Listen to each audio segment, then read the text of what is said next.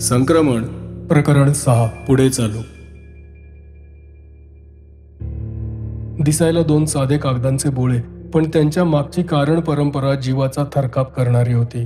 कारण या घरात रात्रीच्या अंधारात काय काय वावरतं याची त्याला एक अगदी दाहक झलक काल संध्याकाळी दिसली होती. जो आकार प्रत्यक्ष वस्तुमात्रात हस्तक्षेप करू शकतो त्याला केवळ मानसिक प्रक्षेप कसं म्हणणार? जे तुकडेजोड हात कागदाचा चोळामोळा करू शकतात ते हात. भीतीला भरती यायला लागली. शेजारच्या दारातून एक पाऊल आत टाकून त्या रिकाम्या देवघरात एक नजर टाकण्याचा त्यानं विचार केला होता. तो कुठच्या कुठे भिरभिरत गेला. या घरात एक क्षणभरही जास्त थांबायला नको. कागदाची उघडी पुडी भिंतीपाशी ठेवून तो मागे वळला. सामानाची पिशवी घेऊन सरळ घराबाहेर पडला. पूर्वीचा दिनक्रम केव्हाच उधळला गेला होता. त्यावेळी प्रसंगांना एक निश्चित काळ आणि वेळ होती. आता आयुष्य म्हणजे घड्या घड्या घातलेला एक कागद झाला होता. एक एक घडी उलगडली की काहीतरी नवीन समोर येत होतं. नुसतं नवीन नाही, अविश्वसनीय, थरारक, भीतीदायक असं काहीतरी. जणू त्याच्या आयुष्याचं सुकाणू त्याच्या हातातून गेलंच होतं. आयुष्य कसं आणि कोणतं वळण घेईल याला काही मर्यादाच राहिल्या नव्हत्या. तेव्हा पुढच्या घटनांचा विचार करण्यात काही अर्थच नव्हता. एक घटना मात्र निर्विवादपणे होणार होती. आज संध्याकाळी तो महाराजांची गाठ घेणार होता. त्यानंतर त्यानंतर काहीही होऊ शकत होतं. संथ साध्या गतीनं सतत चालणाऱ्या एखाद्याला भरधाव वेगानं दौडायला लावण्यासारखंच हे होतं.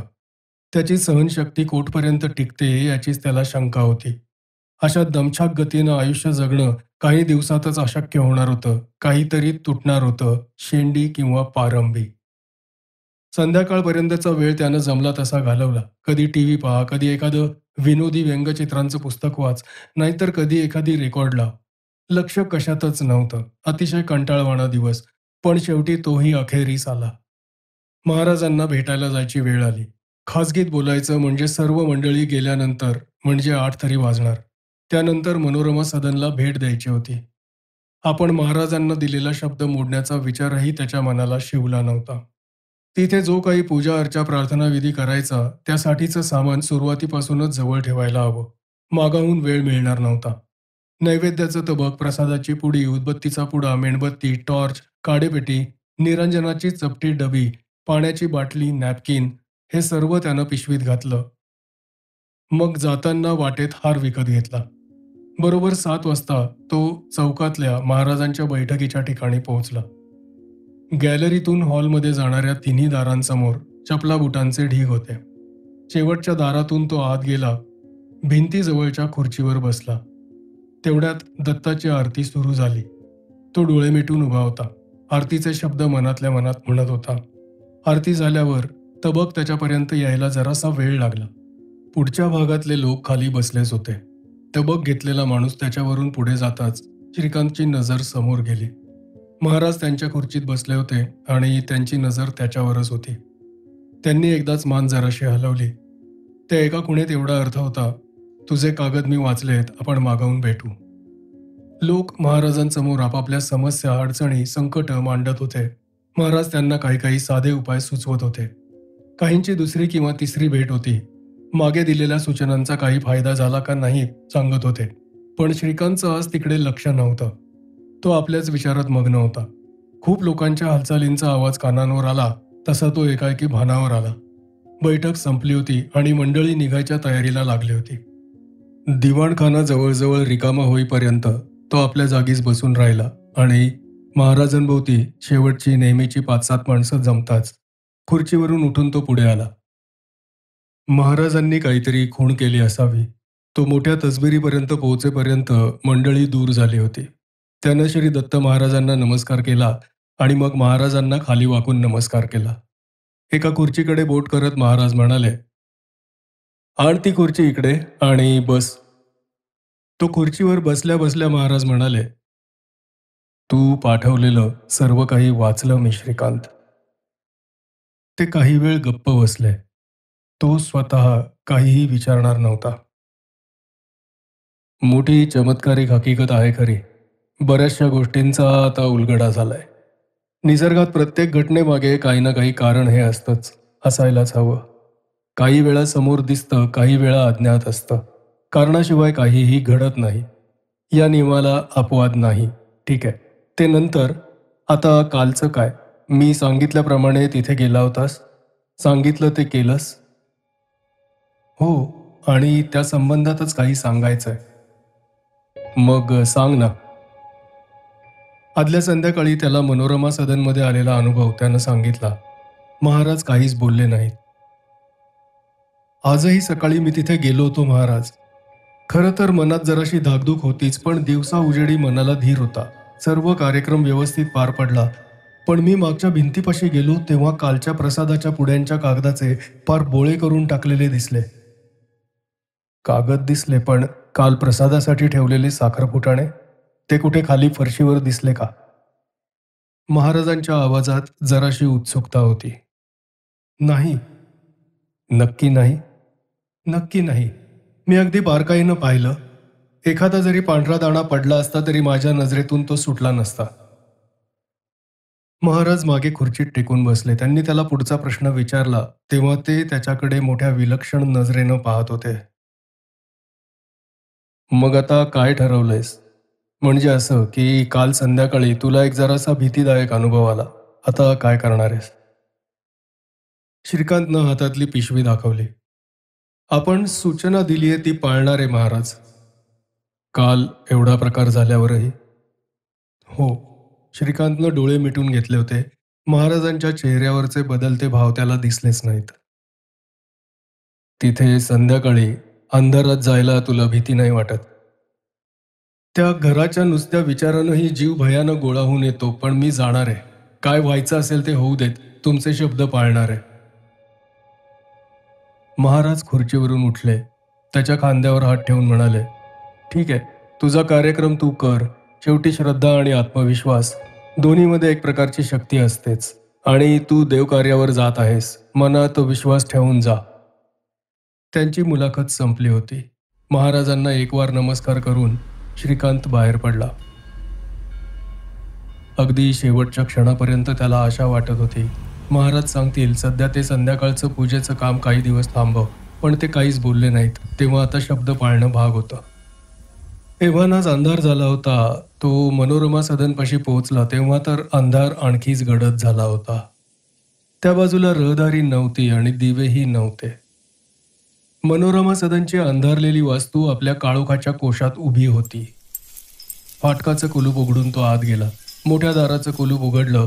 ते कोयंड्यात अडकवून बंद केलं. स्लीपर काढून ठेवले. हात तोंड पाय धुण्या पुसण्याचा कार्यक्रम पार पडला. मेणबत्ती शिलगावली आणि मग दार जरासं लोटलं आणि अगदी अलगद आत उघडलं. मनाशी देवाचं नाव घेत त्यानं उंबरठा ओलांडला. नजर समोर ठेवण्याचा कितीही प्रयत्न केला तरी डावीकडे दृष्टिक्षेप जातच होता. तिकडे काही प्रकाश दिसतो का पाहण्यासाठी. क्षणभर त्याला आपल्या भित्रेपणाची शरम वाटली. पण मग असंही वाटलं, तो काय कोणी साधू महंत महात्मा योगी होता असल्या अमानवी अघोरी शक्तींशी मुकाबला करायला? तो एक साधा मानव. तो भ्यायला तर ते नैसर्गिकच होतं. पण त्या भीतीवर मात करायला हवी. महाराजांनी सोपवलेलं काम पूर्ण करायला हवं. शेवटी त्यांचाच शब्द त्याला प्रमाण होता. त्यांचाच त्याला आधार होता. तू देवकार्यावर जात आहेस, ते म्हणाले होते. मग त्या कार्यावरच सर्व लक्ष एकाग्र करायला हवं. प्रतिमेसमोर बसून त्यानं मेणबत्ती खाली ठेवली तेव्हा तिची थरथर थांबली. रोजचे सरावाचे झालेले कार्यक्रम एका मागोमाग एक पार पडले. सकाळी चढवलेला हार काढला, प्रतिमा पुसून साफ केली, जागेवर लावली, नवा हार चढवला, निरांजन उदबत्ती शिलगावली, प्रतिमेची हळद कुंकवाने पूजा केली, आरतीच्या तपकानं 3 वेळा ओवाळलं आणि मग शेवटी पाण्याचा चौकोन काढून त्या चौकोनावर प्रसादाची पुडी ठेवली, उघडली. डोळे मिटले आणि मनोमन प्रार्थना करून नैवेद्य दाखवला. मनाच्या कोपऱ्यात कुठेतरी वेळेची गिनती चालली होती. आता हा प्रसाद भिंतीपाशी नेऊन ठेवला की आपलं काम संपलं. किती वेळ लागेल? जास्तीत जास्त 2 मिनिटं. पण तरीही त्यानं कोणतीही कृती घाईनं उरकून टाकायची म्हणून कशी तरी केली नाही. सर्व सामान आवरून पिशवीत ठेवलं. नैवेद्याची उघडी पुडी उचलली. ती घेऊन तो भिंतीपाशी आला. सकाळची पुडी तिथेच होती. ती हलवलेली, नासाडलेली दिसत नव्हती. तेवढंच एक लहानसं समाधान. त्या पुडी शेजारीच त्यानं आत्ताची पुडी ठेवली. तो परत आला, पिशवी उचलली आणि मेणबत्ती उचलण्यासाठी वाकला आणि त्याच पावित्र्यात गोठून उभा राहिला. इतक्या वेळची घरातली शांतता एकाएकी भंग पावली होती. वरच्या मजल्यावरून आवाज येत होते, दारं दणादण उघडली जात होती, पावलांचे आवाज येत होते आणि त्या मागोमाग जिन्यावरून पावलांचे आवाज यायला लागले. पावलांची एक जोडी नाही, अनेक जोड्या. मेणबत्ती उचलून घराबाहेर धूम ठोकण्याचा अर्धवट विचार मनात आला, पण तोही तसाच थिजून गेला. मनात भीतीची भरती येत असतानाही त्या क्षणार्धात मनात उलटसुलट विचार येऊन गेले. मेणबत्ती उचलता उचलता घाईगर्दीत विझली तर? दाराची दिशा तरी सापडेल का? गुडूप अंधारात पावलं नाही तिकडेच जायची, नको त्याच दारापाशी पोचायची आणि अगदी मोठं दार सापडलं तरी सुटका शक्य आहे का?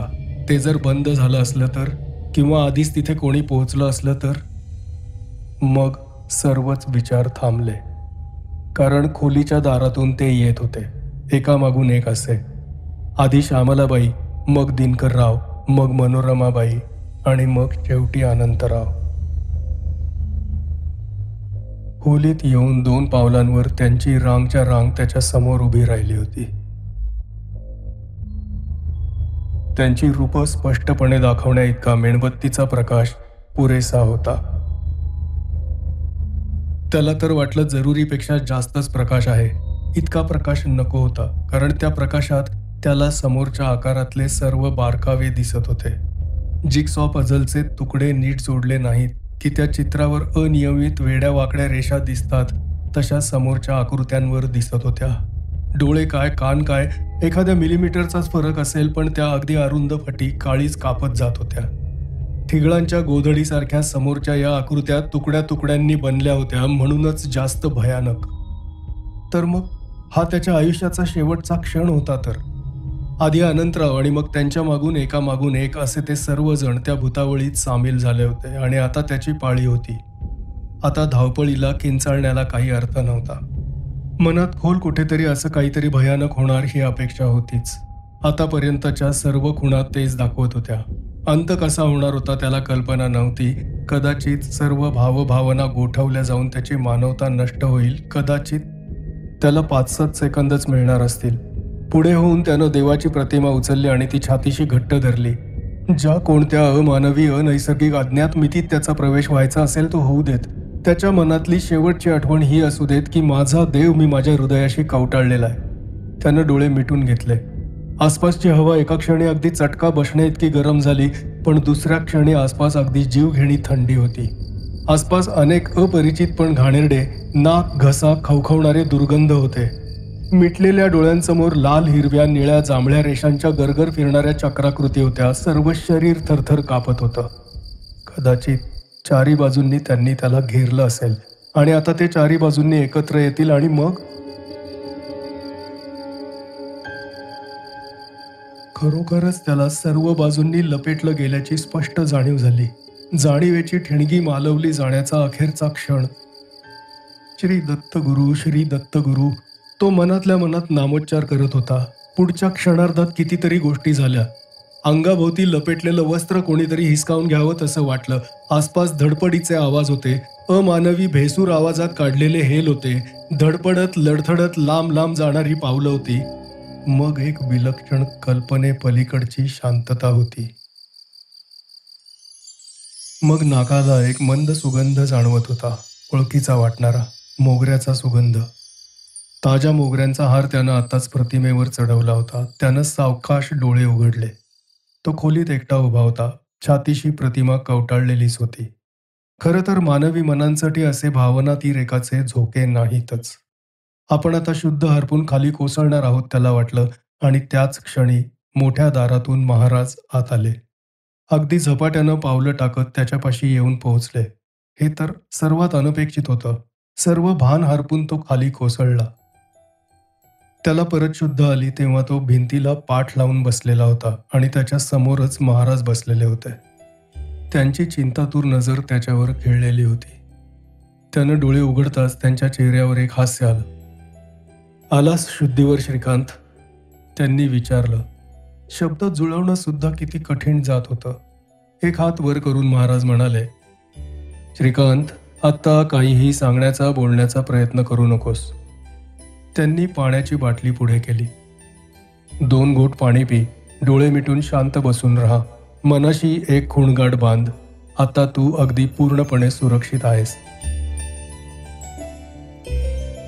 मिनिटाभरातच श्रीकांतचे डोळे उघडले. महाराज, महाराज, जर तुम्ही ऐनवेळी आला नसतात तर काय झालं असतं? काहीतरी भयंकर खास, पण तुम्ही हजर झालात. श्रीकांत, मी इथे केवळ हजर झालोय. मी काहीही केलेलं नाही. असं कसं म्हणता महाराज? खरं तेच सांगतोय श्रीकांत. जे काय करायचं होतं ते तू स्वतःच केलंयस. तुझ्या आयुष्यातला शेवटचा असा वाटणारा क्षण तुला आठवतो? हो, ते कसं विसरणार? त्या क्षणाला सामोरं जाण्यासाठी तू कसा सिद्ध झाला होतास? मी काय करणार? मी फक्त देवाची प्रतिमा छातीशी घेतली. तेच तेच तर महत्वाचं आहे. केवळ एक प्रतिमा? तिच्यात एवढी शक्ती असेल? श्रीकांत, प्रतिमा हा केवळ देवत्वाचा एक संकेत आहे. त्या प्रतिमेत शक्ती येत असेल ती आपल्या श्रद्धेनं येते. त्या शेवटच्या क्षणी इतर सर्व काही पार पार विसरून तू आपला सर्व जीव, सर्व आत्मा, सर्व प्रणव, सर्व अस्मिता, सर्व काही त्या प्रतिमेवर एकवटलंस. अरे, सूर्याचे किरण 1 इंची भिंगातून एकत्र केले तर त्यांच्यात कागद पेटवण्याची शक्ती येते. मानवाच्या मनशक्तीचा कधी कोणाचा अंदाज आलाय का? अशी अनिरुद्ध प्रकांड शक्ती त्या प्रतिमेत एकवटली होती. आणि त्या पशुबुद्धीच्या विकृत छायकांनी तुझ्याभोवती गराडा घातला आणि पवित्र तेजानं लवलवणारी ती प्रतिमाच उराशी कवटाळली. त्यांची पार दाणादाण उडाली. वाऱ्यावरच्या कपट्यांसारखे ते भिरभिरत गेले. पण महाराज, तुम्ही इथे हजर झालात? मला यायलाच हवं होतं नाही का? अरे, तुला काय वाटलं? तुझ्यासारख्या साध्या असंरक्षित जीवाला, ज्यानं माझ्यावर परिपूर्ण विश्वास ठेवलाय, त्याला अशा घातकी जागेत एकट्यानं पाठवेन? अरे, मी हजर असायलाच हवं होतं आणि वेळ पडली असती तर हस्तक्षेपही केला असता. शेवटी ती माझी जबाबदारी नाही का? पण देवकृपेनं ती वेळ आलीच नाही. ते राहू दे. तू आता सावरलास का? हो. चल, मी तुला तुझ्या ब्लॉकवर सोडतो. चल. खालची मेणबत्ती महाराजांनी उचलली. पिशवी उचलून श्रीकांत त्यांच्या मागोमाग निघाला. दार आणि फाटक यांना कुलूप घातलं. उजवीकडे 5-7 पावलांवर महाराजांची गाडी उभी होती. ब्लॉकपाशी पोहोचल्यावर श्रीकांतनं काही सुचवण्याआधीच महाराज म्हणाले, चल, मी तुझ्याबरोबर वर येणार आहे. आत आल्यावर श्रीकांतनं आपल्या मागे दार लोटून ठेवलं होतं. बाहेरच्या खोलीत सोफ्यावर महाराज बसले होते. समोरच्या खुर्चीकडे बोट दाखवत ते म्हणाले, श्रीकांत, बस, तुला काही सांगायचंय. श्रीकांत त्यांच्या समोर बसला. श्रीकांत, मनोरमा सदनमधल्या प्रकरणाचा शेवट झालेला नाही. असं समज की लढाईतली ती पहिली झटापट होती. अजून बरंच काम बाकी आहे. मनोरमा सदनच्या किल्ल्या मी तुझ्याकडून मागून घेणार आहे आणि सकाळीच त्या जागेला एक भेट देणार आहे. पण महाराज, मला तर तुम्ही सकाळ संध्याकाळ तिथे जाऊन... हो, सांगितलं होतं ते सुरुवातीचे उपाय होते. त्यांचा जो काय उपयोग व्हायचा तो झालाय. मग मी... उद्या सकाळी तुला तिथे काहीही काम नाही. मात्र उद्या संध्याकाळी, रात्रीच म्हण हवं तर, तुला तिथे यायचंय. मी तिथे असणार आहे. त्यांच्या आवाजात केवढा आत्मविश्वास होता. आता मी निघतो. आज रात्री झोपताना झोपेची एखादी गोळी घे, नाहीतर झोप वेड्यावाकड्या स्वप्नांनी चाळवली जायची. चांगली विश्रांती घे आणि उद्या रात्री 9-10च्या सुमारास मनोरमा सदनवर ये. या दीर्घ आणि दुःखद प्रकरणातला शेवटचा अध्याय कदाचित उद्या पूर्ण होणार असेल. ठीक आहे, तू ये. मी वाट पाहतोय तिथे. त्यांना पोहोचवण्यासाठी श्रीकांत त्यांच्या गाडीपर्यंत गेला होता. गाडी वळून दिसेनाशी झाल्यावर तो सावकाश सावकाश वर आला. आपल्या मागे ब्लॉकचं दार बंद करून सोफ्यावर आरामात बसून राहिला. त्याची नजर वर घड्याळाकडे गेली. 10 वाजले होते. जेमतेम 2 तास, पण तेवढ्या अवधीत त्याला किती विलक्षण अनुभवातून जायची वेळ आली होती. नजर फिरवून टाकणाऱ्या एका खोल खोल गर्तेच्या काठावर तो पोचला होता. त्या गर्तेत त्याचा कपाळमोक्षच व्हायचा, ऐनवेळी महाराज हजर झाले नसते तर. पण ते तर म्हणत होते त्यानंच आपला स्वतःचा बचाव केला होता. हे शब्द खरे होते का केवळ त्याच्या समाधानासाठी उच्चारले गेले होते? तो प्रांत त्याचा नव्हता. वेळ येईल तेव्हा त्याला सर्व काही समजेल. पण महाराजांचा एक शब्द मात्र खरा होता. रात्री त्याला नेहमीसारखी आपोआप झोप येणं केवळ अशक्य होतं. एखाद्या पोतडीत तिच्या क्षमतेपेक्षा खूपच जास्त काही काही कोंबलं तर पोतडीच्या कडा उसवायला लागतील. त्याचं तसंच झालं होतं. मनाशी आलेले अनुभव सामावून घेण्याची त्याच्या मनाची क्षमताच नव्हती. आठवणी विसरता येत नव्हत्या आणि त्यांचा काही अर्थही लागत नव्हता. शेवटी महाराजांचाच शब्द मानायला हवा. त्यानं एक कप कॉफी बनवून घेतली. कॉफीबरोबर झोपेची गोळी घेतली आणि बिछाना गाठला. झोप यायला काही वेळ जावा लागला, पण शेवटी झोप लागली.